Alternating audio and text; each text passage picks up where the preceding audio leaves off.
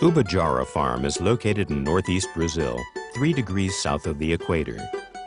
The 5 basic crops are acerola, coconut, passion fruit, guava, and pineapple. The main crop is acerola cherries, one of the highest yielding plants for vitamin C in the world. The fruit is harvested while it's still green, as this is when the vitamin C reaches its peak of about 3.5% of the cherry's weight. Each tree can harvest up to 80 kilos of cherries a year.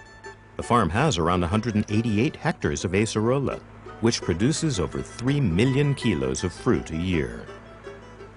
After picking, the fruit is immediately taken to the farm's own juicing operation, where it concentrates the acerola juice by 300%, ready for shipment to Nutrilite's facilities in Buena Park, California.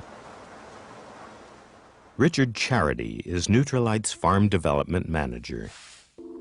The farm was selected because of its altitude and moisture, but it derives from a sedimentary, sandy condition, which made the original fertility very low.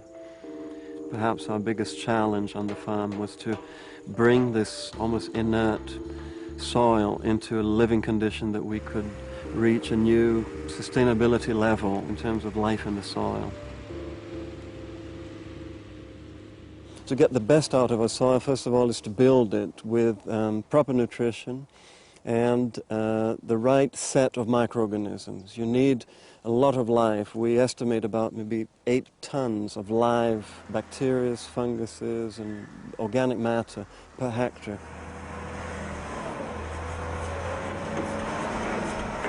Ubajara is now almost self-sufficient regarding its soil fertility. It has achieved this by being a mixed farm and using the manure from its own cattle to help produce compost, designed specifically for the soil and the plants that it grows. I think biodynamics expands the principles of organic farming in that it organizes all its different elements so that in the end, ultimately, these elements start working and supporting each other.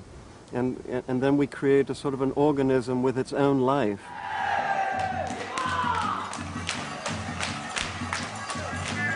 Biodynamic agriculture also looks at the farm as being an entire whole, and suddenly the human being is part of it. We don't want people to come here just to work. We want people to feel that this is their home. I think people create an environment that is conducive to hope and a lot of positive energy. Water is the basic element for life, and we have a river, which is the main tributary of the dam, of which we take water from. There's a great need for planting trees on both sides of this river to stabilize the banks, to give shade and even nourishment to the life of this river. In 2 years, we planted almost 50,000 trees. Brazil is the country of soccer, so today we have 5 soccer teams on the farm, one of which is professional and represents us in local contests with other communities. Nothing is supposed to stay as it is. When we describe the farm organism idea, what I like about it is that it is just like a human being. It has to learn how to walk, it has to grow, it has to learn.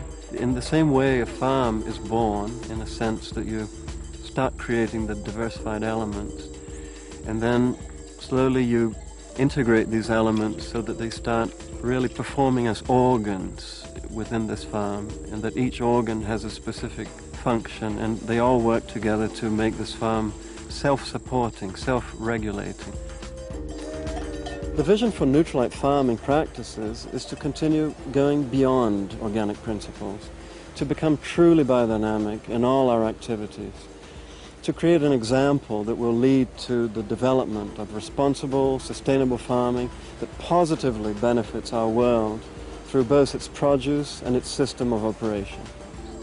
My personal dream is to contribute to changing the face of the Earth's agriculture.